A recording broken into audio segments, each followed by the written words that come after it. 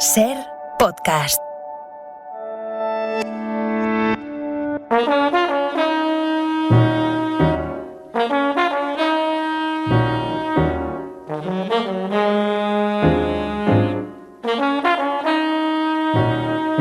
Adele Rosenfeld nació en 1986 y Las medusas no tienen orejas, publicada por Seix Barral, es su primera novela, una historia sobre discapacidad e inclusión cargada de humor, dulzura y poesía.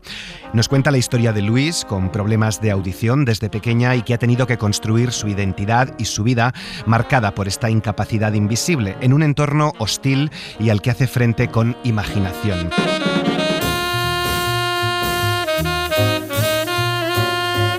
Adele Rosenfeld, bienvenida a La Hora Extra, gracias por atendernos. Te quería preguntar en primer lugar, ¿quién es Adele Rosenfeld? ¿A qué te habías dedicado hasta ahora? ¿Qué relación tenías con el mundo editorial? Bonjour La Hora Extra, merci beaucoup de me recevoir. Hola, La Hora Extra, muchas gracias. A tu primera pregunta, ¿quién es Adele Rosenfeld? Soy una autora que siempre ha escrito historias, primero relatos y cuentos, ahora una novela. Y antes de escribir Las medusas no tienen orejas, he estado 10 años vinculada al mundo editorial. Primero como editora de libros, hoy como correctora. Y me metí en el mundo editorial porque en mi familia tuvimos un tipógrafo comunista al que no conocí, pero que me impactó mucho su historia, marcó mucho mi imaginario y quise seguir con esa labor artesana y ahora soy escritora y correctora. ¿Y cuándo empezaste a escribir Las medusas no tienen orejas? ¿Cuál fue esa pulsión que te llevó a pasar de un lado al otro del mundo editorial, digamos? Comencé a escribir Las medusas no tienen orejas justo después de la pérdida auditiva. No pensé que escribiría nunca sobre orejas en absoluto. Y empecé a escribir el libro justo antes de empezar un curso de escritura creativa. Me llevó 2 años escribirlo. Esta historia es en parte autoficción. Escribes al final de ella que si uno piensa en la realidad se deprime. ¿Qué tiene Louise de ti? ¿Qué es real? ¿Qué es ficcionado? ¿Y cómo te ha ayudado esta novela a enfrentar esa realidad deprimente? Ce livre est une autofiction. J'ai écrit qu'à la fin, si on pense seulement a la réalité, on déprime. Este libro es autoficción. Creo que al final, si solo pensamos en la realidad, nos deprimimos. Por eso necesitaba usar un doble literario que se pudiera distanciar del material vivido. Así que Louise comparte conmigo una experiencia sensorial común. Ambas enfrentamos una pérdida auditiva. Hemos tenido problemas de audición desde que nacimos, pero Louise es un personaje por derecho propio que elige ponerse un implante. Así que he representado esa experiencia desde la distancia, desde mi imaginación, encarnándola en un personaje que no soy yo. Podría haber dado el paso de ponerme un implante como ella, pero no lo hice. Así que Louise es un personaje que me ha permitido domar una realidad que era dolorosa, la de perder los sonidos que percibimos. Par quel bout raccrocher avec les sons que j'avais perdus.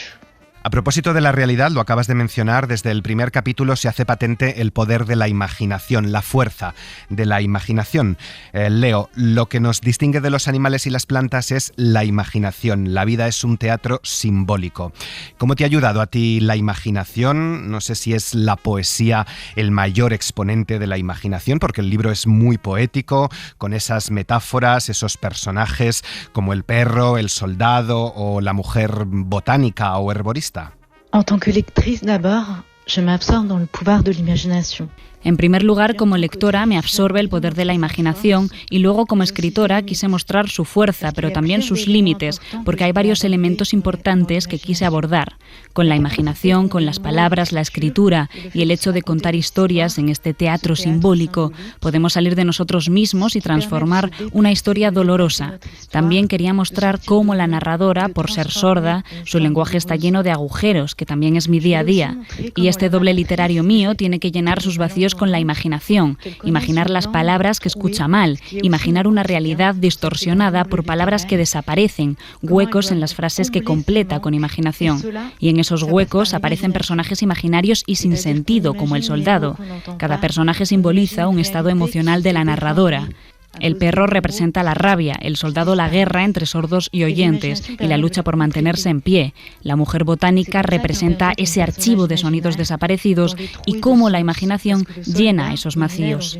Pero estos compañeros de viaje imaginarios también encierran a la narradora. Hay una tensión entre realidad e imaginación hasta que toma la decisión de ponerse un implante.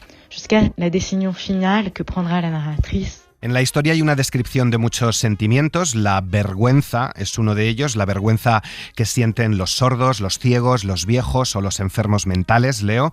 Esa sensación de miedo, el sentirse rara, el perder la confianza en una misma, la angustia recorre las páginas del libro hasta llegar al borde de la depresión. No sé si es un alegato a favor de la salud mental.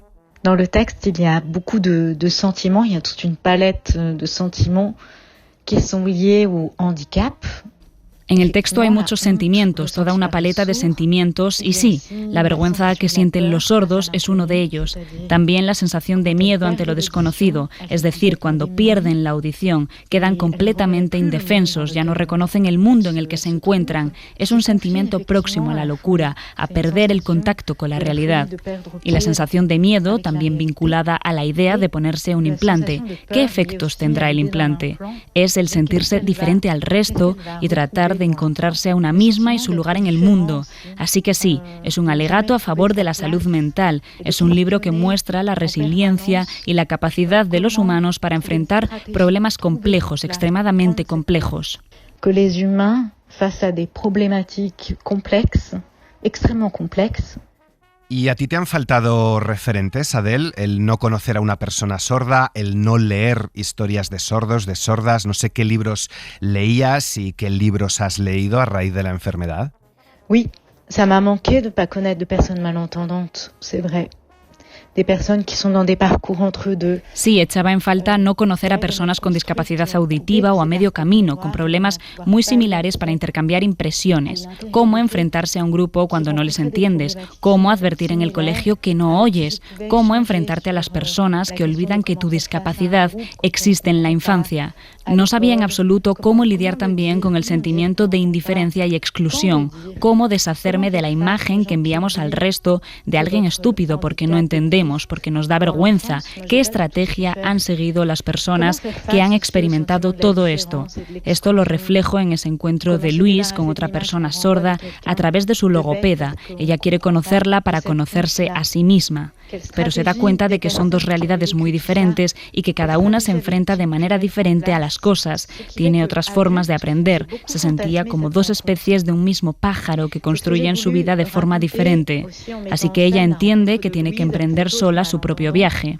Hay libros que me han acompañado, como el de un poeta muy poco conocido que se llama Thierry Metz, que habla de una relación con el lenguaje que no pasa por la palabra, es algo que se le escapa, sino que habla de complicidades, lazos imperceptibles que se tejen. Por eso quise citarle en el libro. También hay otro texto que apareció poco antes de publicar Las medusas no tienen orejas. Es La extranjera, de Claudia Durastanti, que cuenta la historia de una mujer cuyos padres son sordos y no hablan el lenguaje de signos. Navega entre dos países, Italia y Estados Unidos, y establece una relación muy singular con el lenguaje, un sentimiento de extrañeza implícito en el título. Et ce sentiment-là, elle le décrit très très bien, et je m'y suis vraiment beaucoup retrouvée, même si c'est un parcours très différent. A propósito de la literatura, recoges citas de Miles Davis y de Víctor Hugo. Te quiero hacer dos preguntas a raíz de este último, de Víctor Hugo. La auténtica sordera, la sordera incurable, es la de la inteligencia. ¿Y merece esta sociedad realmente ser oída? ¿Hemos dejado de escucharnos los unos a los otros? ¿Nos falta empatía? Quand on est comme ça, frappé d'une maladie ou d'une déformation sensorielle, d'un rapport. Cuando nos golpea una enfermedad o una deformación sensorial, nos hacemos preguntas sobre qué significa y cuál es la mitología de nuestra discapacidad. Buscando referencias, di con Víctor Hugo y esa frase de que la verdadera sordera o la única sordera incurable es la de la inteligencia. Eso me permitió recordarnos la diferencia importante entre entender y oír. Una referencia literaria que me permitió cambiar un poco el significado de la palabra sordera. Y en cierto modo también la pregunta pregunta de Miles Davis sobre si el silencio y el sonido, la cara y la cruz de una misma moneda, me permitió expresar la necesidad de silencio para apreciar el sonido, o que el silencio va antes que el sonido. Son dos citas que me permitieron abrir la cuestión de la sordera, abordarla de manera diferente. Y también está la idea de que la sordera nos permite no escuchar tonterías. Si la sociedad realmente merece ser escuchada en esta especie de rabia política en la que estamos y que en mi novela encarna la mejor amiga de la protagonista, que se llama Ana. Cómo la sordera permite también extraerse del mundo y de una sociedad, la nuestra, que ya no funciona. Así que cuando me preguntas si hemos dejado de escucharnos y si nos falta empatía, sí, es verdad que yo también hago esta pregunta en la novela y en la vida. Cuando pedimos a nuestro interlocutor que repita porque no entendemos bien las cosas, suele entrar en crisis, atrapado en su propia incomunicación. Parece que las personas con discapacidad auditiva molestamos, no hay empatía en nuestra sociedad, somos incapaces de adaptarnos los unos a los otros, y me parecía importante plantear estas preguntas ahí de forma explícita. Je voulais pas l'aborder de façon lourde et frontale, j'ai voulu juste poser ces questionnements-là de façon pointilliste. También hablas mucho desde el principio y hasta el final del libro del silencio. También desde la cultura, y en un mundo tan frenético, tan ruidoso, se reivindica mucho la cultura del silencio, la importancia del silencio en nuestras vidas. ¿Cómo ves tú esto de el silencio? Para disfrutar del silencio hay que percibir primero el ruido. Les Méduses n'ont pas d'oreilles, c'est aussi un roman sur... Las medusas no tienen orejas es una novela sobre un diario del oído, por lo que es una cuestión de sonidos, pero también de silencio. Y el silencio en la literatura a menudo no está muy presente, y cuando está presente a menudo se percibe negativamente, como ausencia de ruido, algo bastante mortificante. Y quería precisamente en esta novela controlar ese miedo al silencio que es la sordera total. Quería mostrar todo lo que tiene el silencio, encontrar la paz en ese silencio, invertir la tendencia a imaginar el silencio como algo que esconde algo muy oscuro, negro, oculto, cuando el silencio puede estar lleno de consuelo. No sé si para disfrutar del silencio primero hay que percibir el ruido, porque nadie oye el silencio de la misma manera, ni siquiera los sordos escuchan igual el silencio. No es el mismo silencio para todos. Y me pareció importante describir la redondez de un silencio absoluto en oposición al ruido, algo complicado, pero quería describirlo como algo positivo. Et j'avais envie de le décrire de façon positive. Solo la lectura podía calmar la angustia de la desaparición, ver las palabras intactas, palpables, entintadas, dice la protagonista. ¿Cómo te ha ayudado a ti la lectura? ¿Qué importancia tiene la lectura? Porque también se afirma que el trabajo le evitaba pensar demasiado, le ayudaba a mantener a raya la angustia. ¿Qué ayuda más, el trabajo o la lectura? Seule la lecture pouvait calmer l'angoisse de la disparition, voir les mots intacts, palpables. Solo la lectura podía calmar la angustia de la desesperación, el ver las palabras intactas. La lectura, leer, ha sido muy importante para mí. Era el lugar que podía controlar y entender. No había palabras que se me escaparan. En la lectura siempre podemos volver a la palabra, descifrarla. No es como leer los labios, que hay códigos indescifrables. Por eso, para mí, la lectura, especialmente en los niños, es un soporte para dominar el mundo, para encontrar un lugar de descanso. El trabajo, sin embargo, no nos deja pensar con claridad. La narradora tiene un problema de concentración, absorbida por el trabajo, algo muy común hoy, que cuando estamos perdidos nos refugiamos en tareas y tareas repetitivas. El trabajo permite mantener a raya la ansiedad, pero creo que la lectura tiene prioridad porque te permite viajar, olvidarte de ti misma, marcar tu propio ritmo, controlar el tiempo, y esto también es muy importante.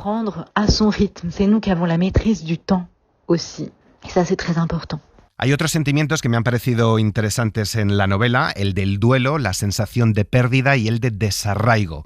Leo, el desarraigo del lenguaje. Nuestra lengua era más rica cuando carecíamos de lengua materna.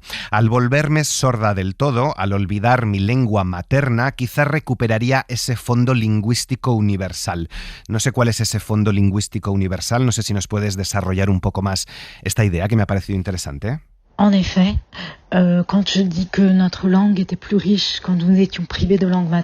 En efecto, cuando digo que nuestra lengua era más rica cuando nos privaron de nuestra lengua materna, y la narradora continúa diciendo que tal vez al quedarse totalmente sorda y al olvidar su lengua materna se encontraría con ese trasfondo lingüístico universal, tenemos que ponernos en el contexto de la narradora. Está tratando de abrir las posibilidades de percibir la sordera de manera positiva, lejos de la reparación que la sociedad moderna le ofrece a través del implante, e imaginar que la sordera puede ser un retorno a la naturaleza, lejos de la civilización, de esa sociedad que, como decíamos antes, no merece ser escuchada. Así que Louise tiene la idea de que al volverse sorda perdería su lengua materna, el francés, y la lengua materna es de hecho una construcción civilizatoria que hace que se pierdan potencialidades. De hecho, me fascinó, mientras investigaba, la idea de que los bebés tienen la capacidad de vocalizar todos los idiomas y que al aprender un idioma, por ejemplo el francés, pierden la capacidad natural de usar todo el aparato fonador con todos estos matices y, por tanto, todos los idiomas posibles. Lo que explica que cuando intentamos aprender un idioma más tarde nos resulta más difícil formar ciertos sonidos, tesituras específicas de otras lenguas, porque no las hemos usado. Hay habilidades fonatorias que no hemos practicado. Me fascinó esa idea y la exploto aquí a través de Louise, que piensa que al volverse sorda y perder su lengua materna, encontraría ese fondo lingüístico universal, un estado anterior al idioma, a su lengua materna, y que perdió aprendiendo francés. Yendo más allá, es la idea de encontrar una cuna de la humanidad antes de la Torre de Babel, es decir, de que las lenguas dividieran a los hombres, un estado primitivo antes del lenguaje, el estado de un bebé. Dans cette idée-là, il y a en creux l'idée aussi qu'elle imagine qu'elle va accéder a un état primitif d'avant le langage, un état d'enfant. ¿Y es la lengua de signos más creativa, más rica? ¿Te ha ayudado a la hora de escribir una historia tan poética, tan llena de metáforas? ¿Ha enriquecido tu lenguaje la sordera? Je ne pratique pas la langue des signes. Yo no hablo la lengua de signos, hablo el francés. Aprendí conceptos básicos de la lengua de signos, pero me interesó mucho mostrar cómo es también un lenguaje por derecho propio, un lenguaje de imágenes y que propone un abanico de formas de pensar completamente diferentes a la lengua francesa. Y el lenguaje de signos no está en absoluto presente en la literatura, así que quise darle un lugar, convertirlo en un material literario envidiable, una lengua envidiable. Pero no me ayudó a escribir porque no lo practico. Mi lenguaje sí se ha enriquecido como resultado de la sordera, ya que tengo problemas de audición desde que nací y he tenido una relación muy fuerte con la lectura que llenó esos agujeros que no entendía del lenguaje oral. Me ayudó sobre todo a adquirir mucho vocabulario, a llenar muchos espacios en blanco, y luego la sordera, por los malentendidos, te da una capacidad imaginativa que hace al mundo muchas veces muy poético. Une capacité d'imagination, puisque le monde est parfois très très poétique. Hablas también mucho de discriminación social, de discriminación laboral. No sé qué experiencias has tenido para manifestarlas así en el libro.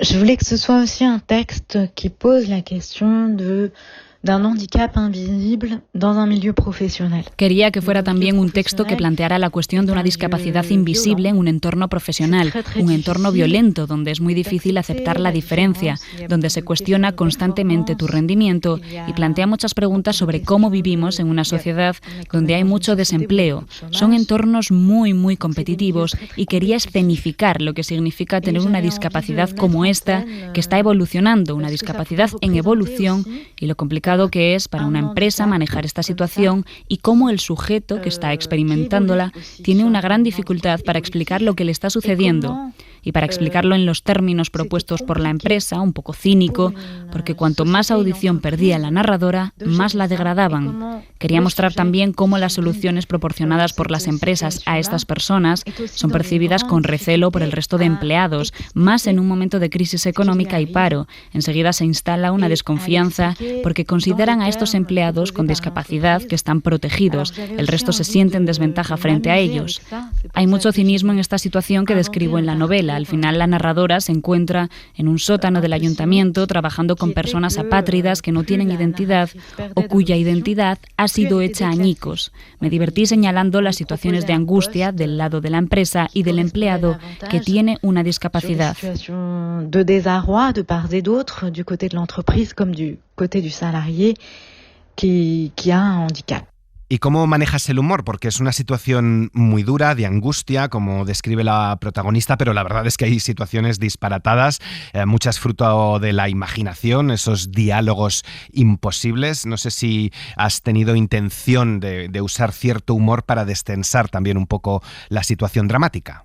L'humour, c'est fondamental pour l'écriture de ce texte, parce que comme c'était un sujet tellement personnel. El humor es fundamental para escribir un texto como este, porque al ser un tema tan personal, no podía abordarlo sin humor. Fue la puerta de entrada al libro.